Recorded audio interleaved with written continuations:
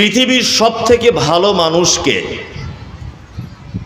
তার গুণ কি এবং তার ফলাফল কি, প্রথমে এটা আলোচনা হবে। আর তারপরে আলোচনা হবে পৃথিবীর সব থেকে নিকৃষ্ট মানুষকে আর তার ফলাফল কি। এই দুইটি বিষয়ের উপর আমি সংক্ষিপ্ত আকারে কিছু কথা উপস্থাপন করার চেষ্টা করছি। আমা তৌফিক ইল্লা বিল্লাহি আলাইহি তাওয়াক্কালতু ওয়া ইলাইহি উনীব। প্রথমে আমাদেরকে একটা কথা বুঝে নিতে হবে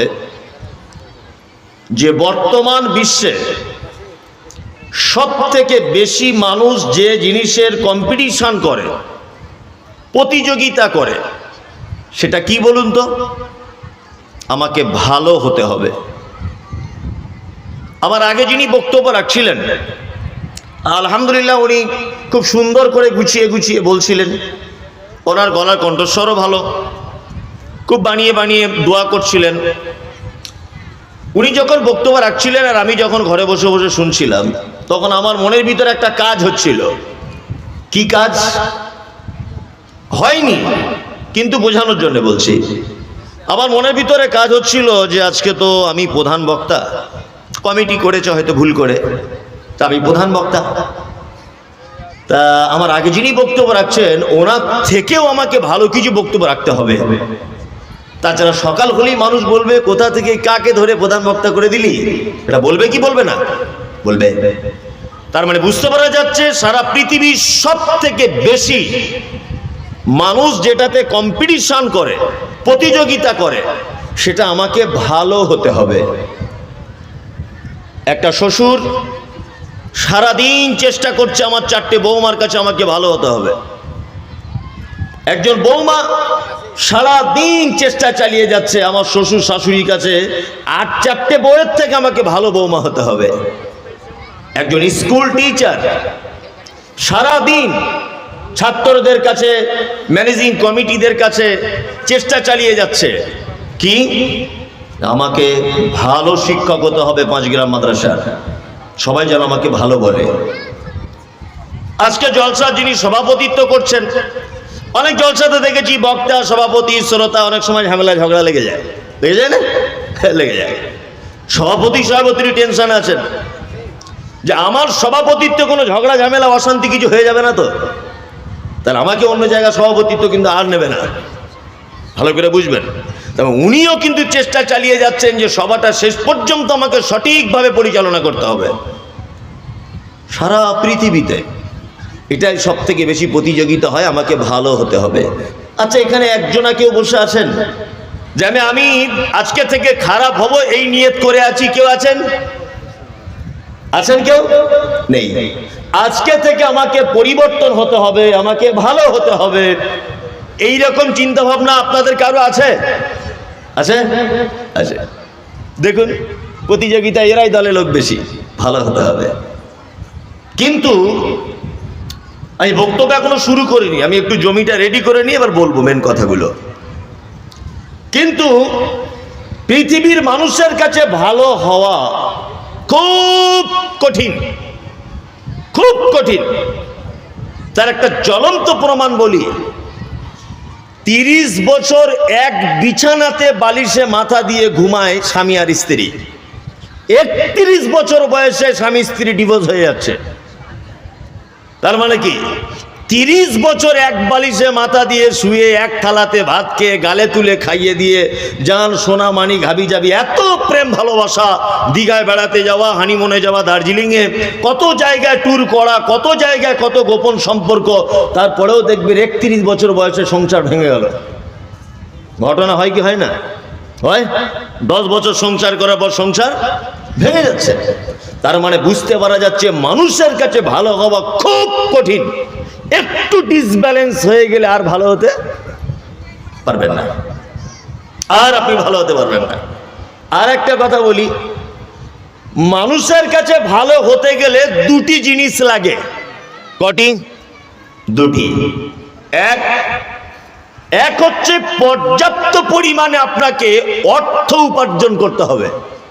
সেটা হারামভাবে হোক, জমির দালালি করে হোক, ঘুষ নিয়ে হোক, চুরি করে হোক, ভাইয়ের জমি ফাঁকি দিয়ে হোক, বোনের সম্পদ ফাঁকি দিয়ে হোক, বাপকে ডাক্তার বাড়ি নিয়ে যাওয়ার নাম করে জমি ডুপ্লিকেট করে লিখে নিয়ে হোক, যে কোনোভাবে হোক টাকা হতে হবে আপনার একদম আকাশ ছোঁয়া।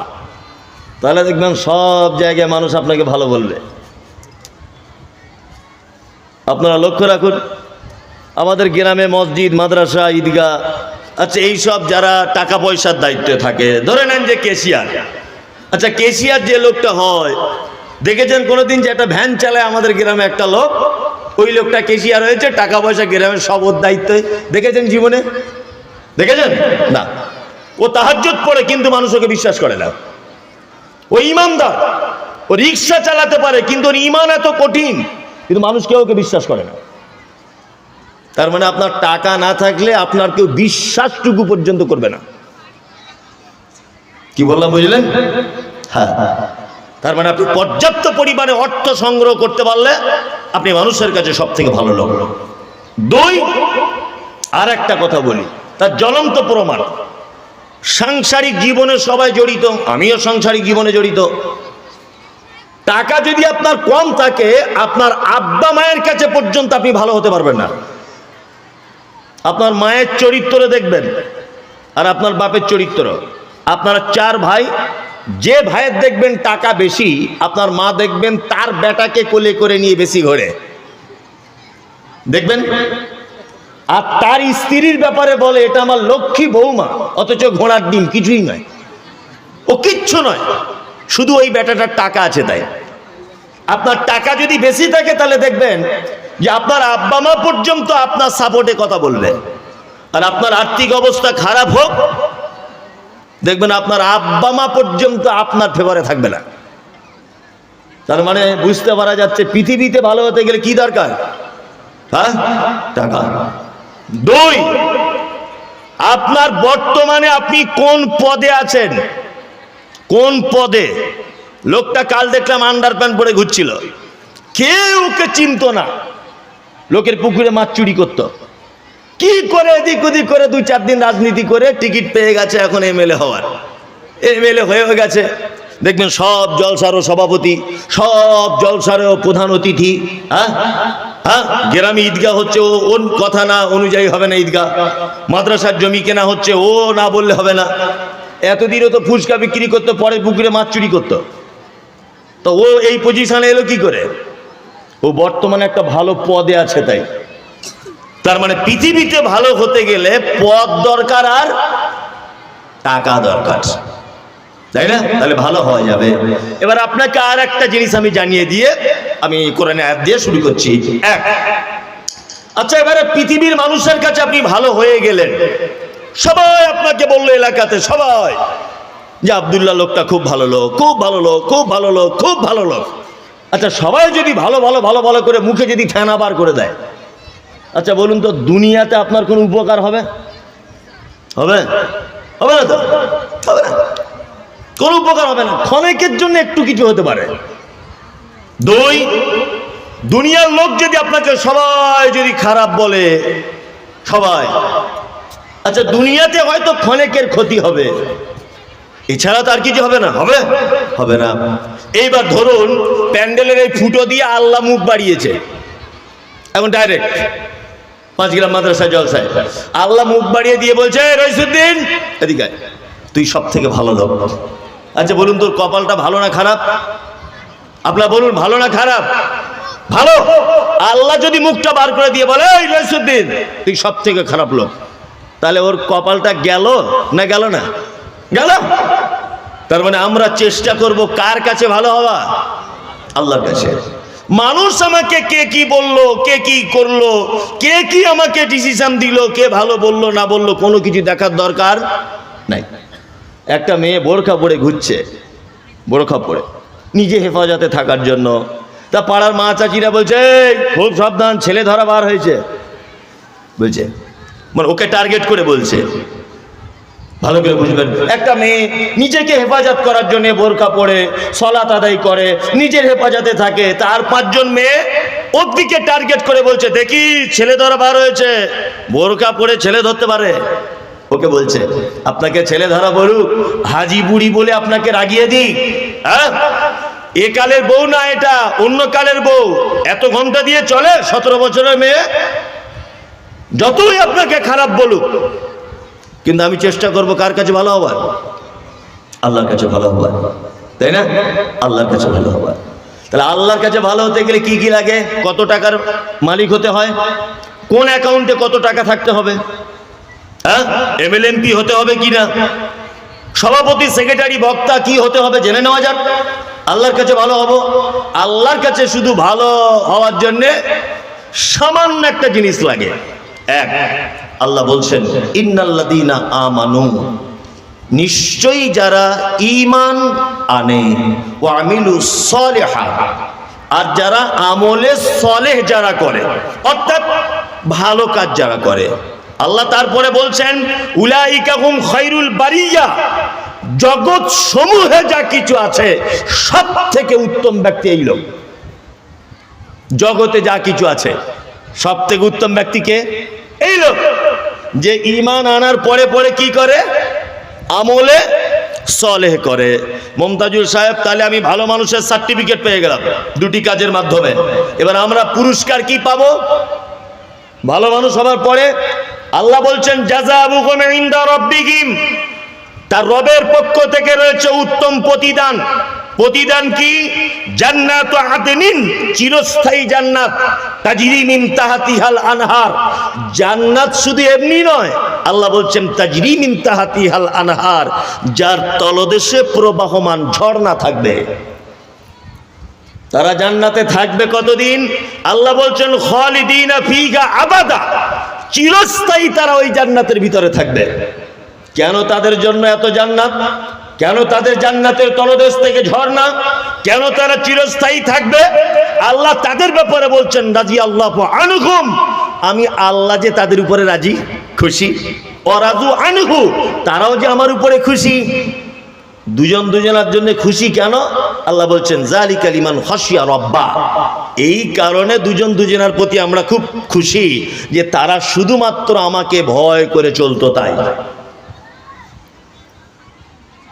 সংক্ষিপ্ত আকারে ভালো মানুষের বর্ণনা দিলাম, সংক্ষিপ্ত আকারে কোরআনের হুবাহুব বাংলা অনুবাদ করলাম। তাহলে ভালো হতে গেলে কটা গুণ লাগে? কটা? কিচ্ছু মনে নেই। কটা বললাম? দুটো। এক, ঈমান আনতে হবে, আর আমলে সলেহ করতে হবে, তাই না? চলুন এই জায়গাটা এখানে থাক। এটা আল্লাহ বলেছেন ভালো লোকের পরিচয়। এবার মুহাম্মদ সাল্লাল্লাহু আলাইহি ওয়াসাল্লামের কাছে একবার যাই। তিনি কাকে ভালো বলছেন সারা পৃথিবীর মধ্যে? হেডমাস্টার, প্রফেসর, ইঞ্জিনিয়ার, ব্যারিস্টার, কোটিপতি, কাকে আল্লাহর নবী তিনি ভালো বলছেন? আল্লাহর নবী বলছেন খায়রুকুম মান তাআল্লামাল কোরআন ওয়া আল্লামাহু, পৃথিবীর সর্বোন্নত মানের ব্যক্তি ওই, সব থেকে শ্রেষ্ঠ ব্যক্তি ওই যে নিজে কোরআন পড়ে আর অপরকে পড়ায়, যে নিজে কোরআন জানে আর অপরকে জানায়। পৃথিবীর সর্বশ্রেষ্ঠ ব্যক্তির সার্টিফিকেট দিচ্ছেন কাকে? যে কোরআন পড়ে আর অপরকে পড়ায়। এই কিছুদিন আগে শুনলাম আপনি ইমাম সাহেবের বিরুদ্ধে কথা বলেছেন মসজিদে। মাদ্রাসা শিক্ষকদের বিরুদ্ধে কথা বলেন মাঝে মধ্যে। হ্যাঁ, তুমি কত বড় পণ্ডিত হে? এই কত টাকার মালিক? কোন কোন লেভেলের নেতা আপনি যে আপনি একটা কোরআনের শিক্ষককে খারাপ বলছেন? হ্যাঁ, আপনি কোন কোয়ালিটির লোক? মুহাম্মদ সাল্লাল্লাহু আলাইহি ওয়াসাল্লাম সার্টিফিকেট দিচ্ছেন। মুহাম্মদ সাল্লাল্লাহু আলাইহি ওয়াসাল্লাম যে মানুষটিকে ভালো বলছেন, যে কোরআন শিক্ষা করে আর অপরকে শিক্ষা দেয়, পৃথিবীর মধ্যে সবথেকে ভালো লোক ওই লোক। আপনি তাকে খারাপ বলতে গেলেন কেন? হ্যাঁ, আপনি কে? জীবনে যদি সুখে শান্তিতে বাঁচতে চান, কোনোদিন কোরআনের শিক্ষক যারা তাদের বিরুদ্ধে কথা বলবেন না। হ্যাঁ, মানুষ হিসাবে একজন শিক্ষক, আমিও একজন শিক্ষক, আমার কিছু ভুল ত্রুটি থাকতে পারে, আপনি আমাকে সংশোধন করে দেন যে মমতাজুল সাহেব আপনি এটা করলেন, এটা ঠিক ঠিক মনে হচ্ছে না, তো এটা একটু পরিবর্তন করে নেন। আপনি এইরকম না করে বাজারে গিয়ে ইমাম সাহেব কোরআনের শিক্ষকের বদনাম করছেন। মসজিদ থেকে জুম্মার পরে এসে 10 জন লোকের সামনে ইমামকে অপমান করছেন। সে আপনার পাড়ায় বাচ্চা কাচ্চাদের পড়ায় কি পড়ায় না? পড়ায়। আপনার মাদ্রাসার শিক্ষক মাদ্রাসার ছাত্রদের পড়ায় কি পড়ায় না? পড়ায়। তা মুহাম্মদ সাল্লাল্লাহু আলাইহি ওয়াসাল্লাম তাকে সার্টিফিকেট দিচ্ছেন, খায়রুকুম মান তাআল্লামাল কোরআন ওয়া আল্লামাহু। পৃথিবীর মধ্যে সবথেকে ভালো লোক যে কোরআন শেখায় আর অপরকে শেখায়। পৃথিবীর সবথেকে ভালো যে সার্টিফিকেট পেল, আপনি তাকে কোন হিসাবে খারাপ বলছেন? সার্টিফিকেট তো দিয়েছেন মুহাম্মদ সাল্লাল্লাহু আলাইহি ওয়াসাল্লাম।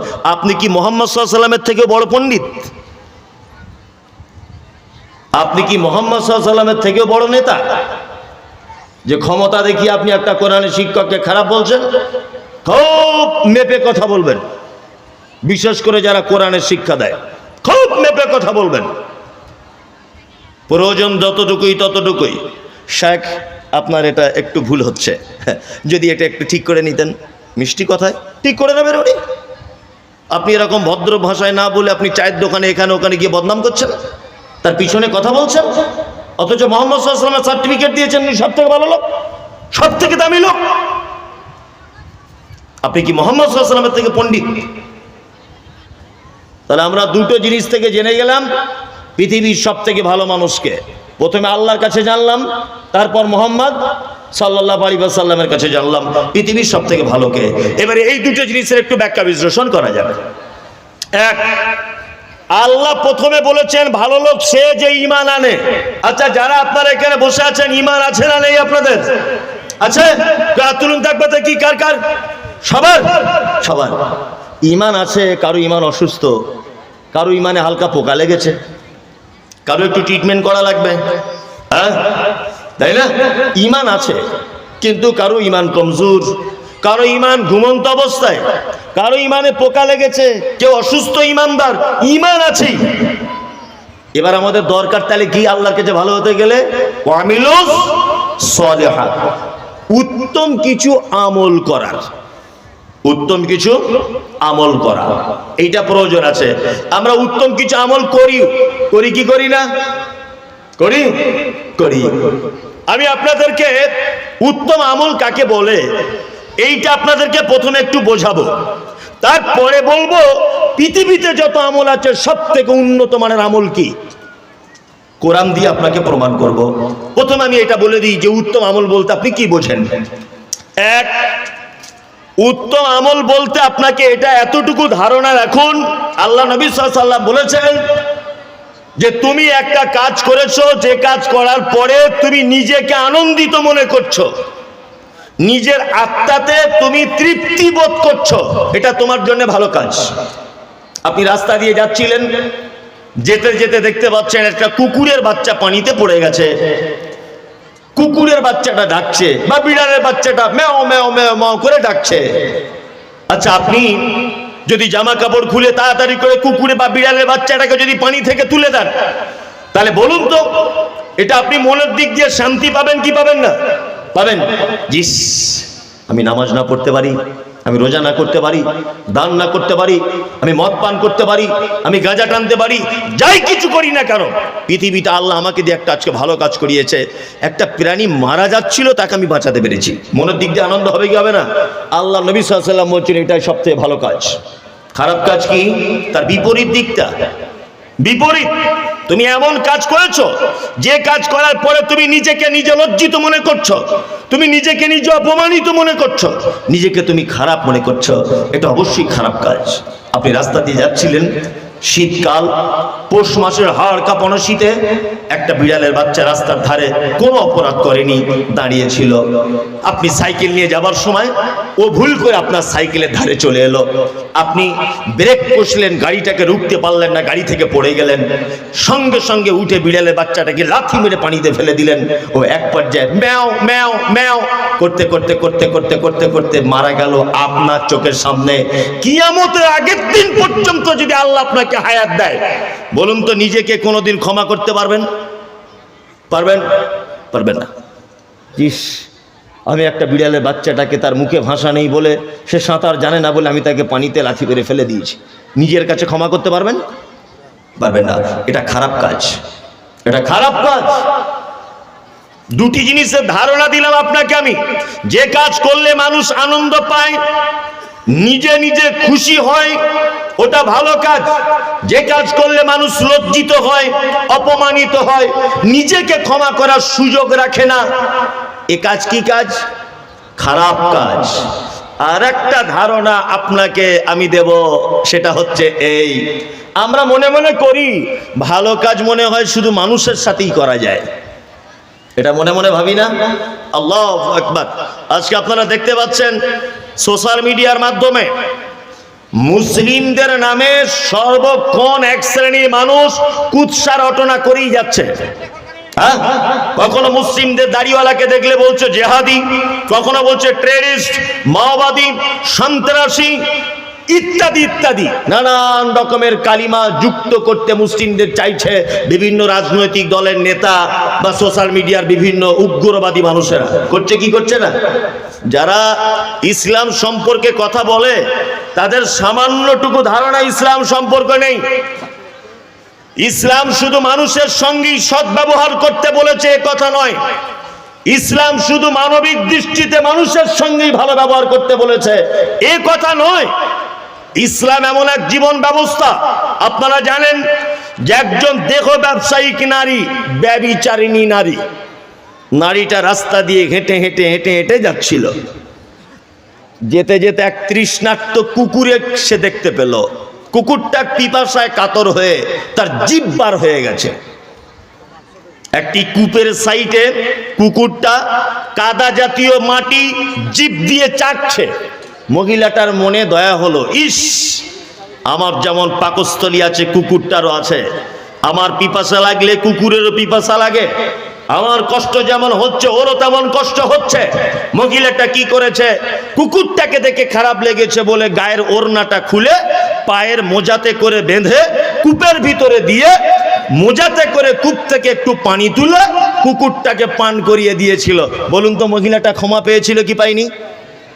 ঘটনা জানা আছে? তার মানে ইসলাম এমন এক জীবন ব্যবস্থা, মানুষের সঙ্গেই ভালো আচরণ করলে জান্নাত পাওয়া যায় এ কথা নয়। পৃথিবীর নিকৃষ্ট প্রাণী কুকুরের সাথে পর্যন্ত যদি আপনি ভালো আচরণ করেন আপনার জন্য জান্নাত অপেক্ষা করছেন। নাম ইসলাম। এর নাম কি? ইসলাম। আল্লাহ বান্দাকে ক্ষমা করার ইচ্ছা করলে সামান্য একটা কুকুরের সাথে যদি আপনি ভালো ব্যবহার করেন আল্লাহ তার বিনিময়ে আপনাকে ক্ষমা করে দিতে পারেন। ওই জন্য জীবনে কোনোদিন কারোর সাথে খারাপ ব্যবহার করবেন না, আপনার ব্যবহারে যেন কেউ কষ্ট না পায়। কি বললাম বুঝলেন? আপনি একজন দোকানদার, দোকান চালান, ভদ্র ভাষায় কথা বলুন। একটা লোকের কাছে খুচরো নেই, একটু মিষ্টি কথাতে বলুন। একটা লোক 100 টাকার মাল নিয়েছে, 2 টাকা তার শর্ট হচ্ছে, ভদ্র ভাষাতে কথা বলুন। আপনি একজন ব্যবসায়ী, ব্যবসার ক্ষেত্রে লেনদেন হয়েছে, ও টাকাটা দিবে, হয়তো 2 দিন দেরি হচ্ছে, আপনি তার মা বোন খালা তুলে গালাগালি করছেন কেন? কেন? মুসলিম মানে সে একটা নির্দিষ্ট সীমা রেখার ভিতরে জীবন যাপন করে। মুসলিম মানে গরুর নাকের দিয়ে যেমন দড়ি দিলে গরুকে যেমন করে ঘোরাবেন তেমন করে ঘোরে। আপনি মুসলিম মানে আপনি এমন এক জীবন ব্যবস্থার সম্মুখীন, আপনি এমন এক সংবিধান আপনার জীবনে রয়েছে, তার নাম আল কোরআন। আপনার পিছনে এমন এক স্রষ্টা রয়েছে যে স্রষ্টা সম্পর্কে আপনার ধারণা রয়েছে, তিনি সবকিছু দেখেন, সবকিছু শোনেন। আপনার জীবন আদর্শের সব থেকে বড় নেতা মুহাম্মদ সাল্লাল্লাহু আলাইহি ওয়াসাল্লাম পৃথিবীর চরম অপরাধীদেরকে তিনি ক্ষমা করে দৃষ্টান্ত তৈরি করেছেন। আপনি সেই আদর্শে আদর্শিত, আপনার ব্যবহার এত খারাপ কেন? হ্যাঁ, আল্লাহ কত বড় দয়ালু, কুকুরের সাথে ভালো ব্যবহার করলে একটা মানুষ ক্ষমা পেয়ে যাচ্ছে। আপনি মানুষের সাথে এত খারাপ ব্যবহার করেন কেন? কোনো মানুষের সঙ্গে খারাপ ব্যবহার করবেন না, কারোর সঙ্গে নয়। কি বললাম বুঝলেন? কেউ আপনাকে শালা বলে গাল দিচ্ছে, দিচ্ছে দিচ্ছে, ও যদি শালা বলি শান্তি পায় তো পাক, আমি কিছু বলবো না। ও আপনাকে আরো কিছু গাল দিচ্ছে, কোন একটা কারণে অন্যায়ভাবে গাল দিচ্ছে, দিক, ও গাল দিচ্ছে দিকে, আমার দেওয়ার দরকার নেই, আমার দেওয়ার দরকার নেই। ও আপনাকে একবারই মেরে দিচ্ছে, মারবি মার, যা যা পারবি কর, কিছু বলার দরকার নেই। কি বললাম বুঝলেন? ব্যবহার পরিবর্তন করুন। হঠাৎ করে রেগে যান কেন? হঠাৎ করে লোকের গায়ে হাত তোলেন, হঠাৎ করে মারেন, হঠাৎ করে একটা গরিবের বুতে আপনার জুলুম কেন? এই অত্যাচার কেন? একটা লোক জায়গা কিনেছে 2য় ফন্ডে, গরিব মানুষ, খুব কষ্ট করে কেরালার মিস্ত্রি কাজ করে 2 শতক জায়গা কিনেছে, 2 শতক। বেরোনোর রাস্তা নেই, সামনের ফন্ড আপনার, বারবার বলছে ভাই একটু 2 ফুট মতো রাস্তা দাও, 2 ফুট, আমি বার হব, বউ ছেলে নিয়ে থাকবো, আমার 60 বছর বয়স হয়ে গেল ভাই, ঘর করলাম, খুব অসুবিধার মধ্যে আছি, তার উপরে একটু দয়া করুন, 2 ফুট রাস্তা দিক। আপনি তো ওখানে আপনার কবর হবে না, আপনার তো কবর হচ্ছে না, একটু সাইড করে দিন, ওকে একটু বার হবার রাস্তা দিন। আরে কুকুরের প্রতি দয়া করলে জান্নাত পাওয়া যাচ্ছে, আর মানুষের প্রতি দয়া করলে পাওয়া যাবে না? আপনি কি বলতে চাইছেন? আল্লাহ আল্লাহ আমাদের সকলকে ভালো উন্নত মানের এক অপরের সঙ্গে ব্যবহার করার সুযোগ করে দিক, বলুন আমিন। আমিন আমিন আমিন। এবার আমি কয়েকটা ভালো কাজ আপনাদেরকে আমি বলবো, কয়েকটা, বেশ কয়েকটা। আল্লাহ সুবহানাহু ওয়া তাআলা পৃথিবীর সবথেকে বেশি ভালোবাসেন কাদের? আল্লাহর নিকটে সবথেকে পছন্দনীয় ব্যক্তিকে? কয়েকটা আমল বলছে, এবার আমার দিকে ফিরুন। এক, আল্লাহ বলছেন আল্লাযীনা ইউনফিকুনা ফিস সাররাই ওয়াজ যাররাই ওয়াল কাযিমিনাল গায়যা ওয়াল আফিনা আনিন নাস ওয়াল্লাহু ইউহিব্বুল মুহসিনিন। আল্লাহ বলেছেন সারা পৃথিবীতে যত মানুষ আছে, মাস্টার, ব্যারিস্টার, উকিল, হাকিম, মুক্তার, বক্তা, শ্রোতা, সভাপতি, কোটিপতি, আমির, গরিব, ধনী, যত মানুষ আছে, আমার নিকটে সব থেকে ভালো লোক চারটি লোক আমার কাছে সব থেকে ভালো। 4টি গুণ যার ভিতরে আছে সব থেকে আমার কাছে সে ভালো। 1 নম্বরের গুণ হলো আল্লাযীনা ইউনফিকুনা ফিস সাররাই ওয়াজ যাররাই। 2 নম্বর হয়ে গেল, 1, যারা সচ্ছলতায় অসচ্ছলতায় আল্লাহ রাস্তায় খরচা করে। টাকা থাকলেও দান করে, টাকা কম আছে তবুও করে। যারা আল্লাহ রাস্তায় কি করে? দান করে। কোন পজিশনে করে? যখন অনেক টাকার মালিক থাকে তখনও করে, যখন একেবারে ব্যবসা বাণিজ্য খারাপ, গরিবী অবস্থা, তখনও করে। 3, ওয়াল কাযিমিনাল গায়যা, আর রাগ হয়ে গেলে রাগকে কন্ট্রোল করে। 3 হলো 4, ওয়াল আফিনা আনিন নাস, আর কোন মানুষ যদি অপরাধ করে, ছোটখাটো ভুল কিছু করে, তাহলে ভুল কি করে? ক্ষমা করে দেয়। আল্লাহ কি বলছেন? আল্লাহু ইউহিব্বুল মুহসিনিন, নিশ্চয়ই আল্লাহ এই সৎ কর্মশীলদেরকে অতীব পছন্দ করেন। এখানে কাজ 3টি, তবে একটা কাজে 2টো পাঠ করা হয়েছে। তার মধ্যে 1, 3টের হালকা একটু ব্যাখ্যা বিশ্লেষণ করি, দেখুন কেমন মজার মজার বিষয় রয়েছে এর ভিতরে। আচ্ছা, আমার আগে যিনি বক্তব্য রাখছিলেন উনি তো আদায়েরই বক্তব্য রাখলেন, শুধু দান সম্পর্কে রাখলেন না? রাখলেন। যদি বলছেন মৌলভী সাহেব আপনিও কি ওই লাইনে চলবেন? না, আমি ওই লাইনে চলবো না, তবে গুরুত্বটা আপনাকে আমি বোঝাবো অনেক কিছু দিয়ে, যে দান কেন করতে হয়, কেন আমরা করব, কি ব্যাপার ইত্যাদি আপনাকে একটুখানি বোঝায়। আল্লাহর কাছে সব থেকে তাহলে প্রিয় ব্যক্তির প্রথম গুণ কি? কি বললাম? যারা সুখে দুঃখে আল্লাহর রাস্তায় দান করে। আল্লাহর কাছে প্রিয় মানুষদের আল্লাহ প্রথম তালিকায় কাদের রাখলেন? দানীদেরকে, তাই না?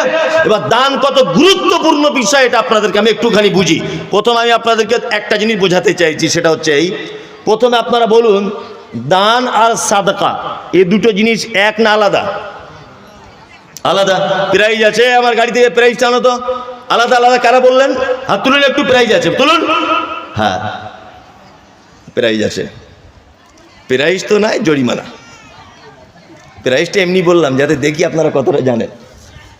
দান আর সাদকা আলাদা। সে একটা বাংলাতে কথা আছে, যার নাম লাউ তার নাম কদু। আরবিতে বলে সাদাকা, বাংলায় বলে দান। যার নাম দান তার নাম সাদাকা। অথচ আমাদের পাড়া গ্রামে একটা কথা আছে, ছেলেটা পানিতে ডুবে যাচ্ছিল, তা 4-5 জন মিলে ওকে বাঁচিয়েছে। তা ওর মা তখন বলছে ইন্না লিল্লাহি ওয়া ইন্না ইলাইহি রাজিউন, তাড়াতাড়ি 4 কেজি চাল বার করা, দেশি মুরগির ডিম আর একটা মুরগি তাড়াতাড়ি মসজিদে গিয়ে দিয়ে আয়, আর ইমাম সাহেবকে বলে আসবি এটা সাদকা, এটা সাদকা। আর ইমাম সাহেবও তো অতটা বেশি বোঝে না, ও তখন সেক্রেটারিকে বলছে এটা সাদাকার মাল, মাদ্রাসায় পাঠিয়ে দেন, মসজিদে কাজে লাগানো যাবে না। কে বলেছে তোমাকে কাজে লাগানো যাবে না? কে বললো তোমাকে? বুদ্ধি কে দিল? আরে সাদাকা মানেই তো দান। হ্যাঁ, এবার আপনাকে জেনে নিতে হবে যে দান 2 প্রকারের। কয় প্রকার? 2 প্রকার। এগুলো ভেঙে বুঝুনে না বললে বুঝতে পারবেন না। জাকাতুল ফিত্র এটা ফরজ, রমজানে যেটা আমরা ফেতরা দিই ওটা কি ফরজ। বাৎসরিক 2.5% যে আপনাকে জাকাত দিতে হয় এটা কি ফরজ, এই দুটো জিনিস আর ওসর, এই তিনটে জিনিস আপনি মসজিদে কাজে লাগাতে পারবেন না। এর জন্য নির্দিষ্ট খাত বর্ণনা করা হয়েছে। বাকি থাকলো নফল বা সুন্নত, সাদাকা বা দান। আপনি মসজিদে কাজে লাগান, কোনো সমস্যা নেই। কোন অসুস্থ লোক তার পিছনে কাজে লাগান, ওটাও সাদকা। কিন্তু আমাদের একটা ধারণাই এসেছে যে সাদাকা মানি মাদ্রাসা, সাদকা মানি ফকির মিসকিন, মসজিদে কাজে লাগানো যাবে না। আসলে ও বুঝি না যে সাদকা কাকে বলে আর দান কাকে বলে। আরবিতে বলে সাদাকা, বাংলায় বলে দান। তাহলে একটা নতুন জিনিস জানা হলো। আপনি জানতেন, তবু আমি স্মরণ করিয়ে দিলাম।